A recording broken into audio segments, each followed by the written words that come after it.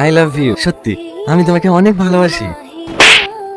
অশুভ জানোয়ার কোথাকার, রাস্তাঘাটে মেয়ে দেখলেই প্রপোজ করতে ইচ্ছে করে না।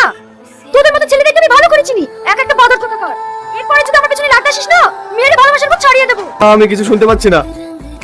তুমি চড় মারলা, তার জন্য আমি ঠসা হয়ে গেলাম। কি? আমি তো তোমার গালে মারলাম, কানে কখন বললাম যে তুমি ঠসাই গেলে? এখন আমার কি হবে গো?